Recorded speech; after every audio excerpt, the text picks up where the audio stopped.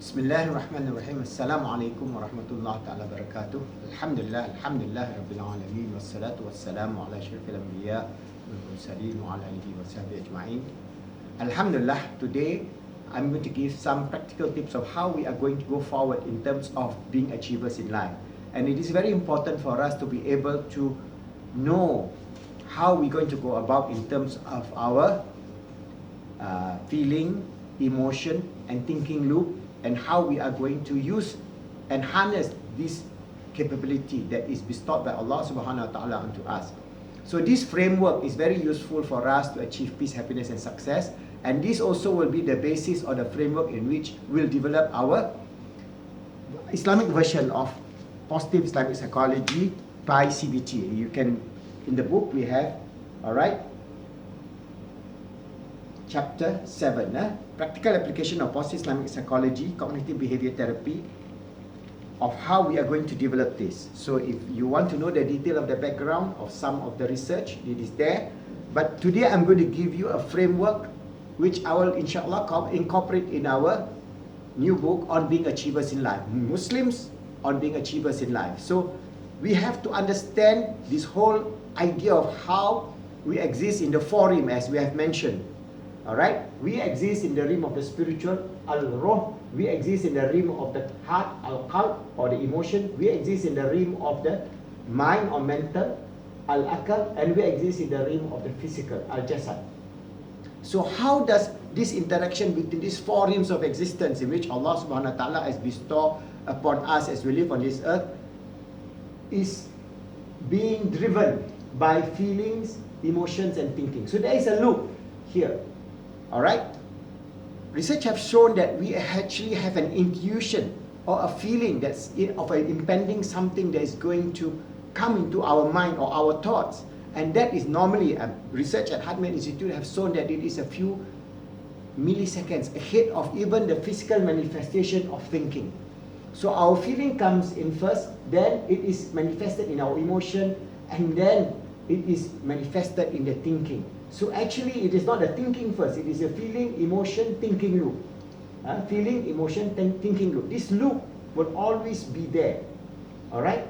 So this loop is being influenced by the spiritual realm, the emotional realm, the mental realm and the physical realm. So that's why we say that our approach to life and our approach to, for example, overcoming reducing anxiety, depression, mental, psychosocial mental problems and so on, and to achieve peacefulness in life, to achieve success in life, is a far more holistic model. So this model is based on this positive Islamic psychology model, in which inshallah we're going to train thousands of life coaches all over the world for them to bring this idea of how Muslims can lead the world in overcoming anxiety, in overcoming depression. We have millions and millions and millions of people, and we should have shown in the Western world, for every 10 people, 3 of them are either having anxiety problem or having depression, and many contemplate on ending their life by suicide.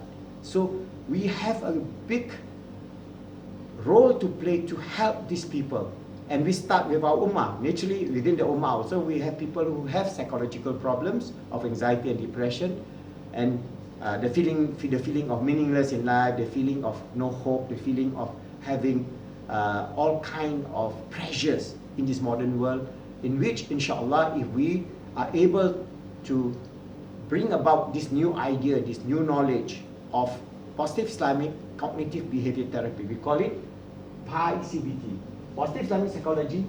PI is positive Islamic cognitive behavior therapy framework, because our base is always based on the cognitive behavior therapy module, because that is the most researched modality in psychology being used right now.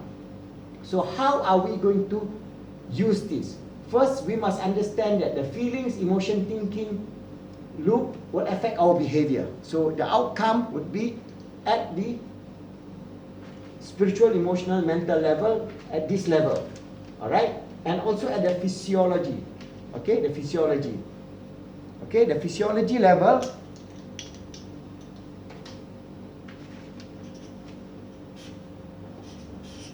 At physiology level, It is within the conscious and realm, our physical realm. We feel it in our body. When we say physiology, what we say? We say it's a physical body. The physical body is not everything. Our physical body actually is being directed by our spiritual, emotional, and mental realm. So this SEM realm and this P realm, we always feel this P. All the time you're talking about P, P, P, P. I feel. What do you mean by you say you feel? You feel what? You feel your heart palpitation. You feel your breathing is shallow. When you are having anxiety, you feel that you're losing control of your mind. You feel. You say you feel. Alright, this is a manifestation at the physical level. But the drivers of this is at the unconscious realm. The spiritual realm, you can't touch.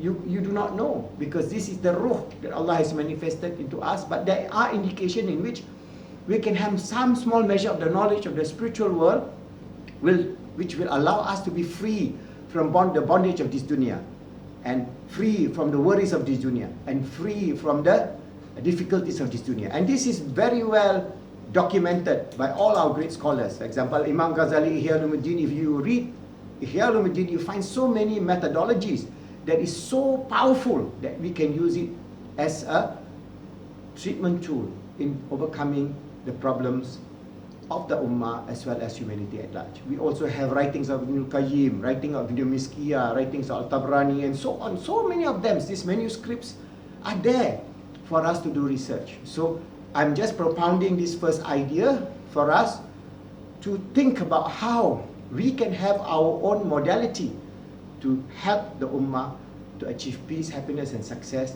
and to help the Ummah in such a way that we can then spread this wonderful message of understanding that we are not just a physical being having only manifestation at the realm of the physical or the physiology only, but our interaction will be at the realm of the mental, emotional, and spiritual, in which we can integrate.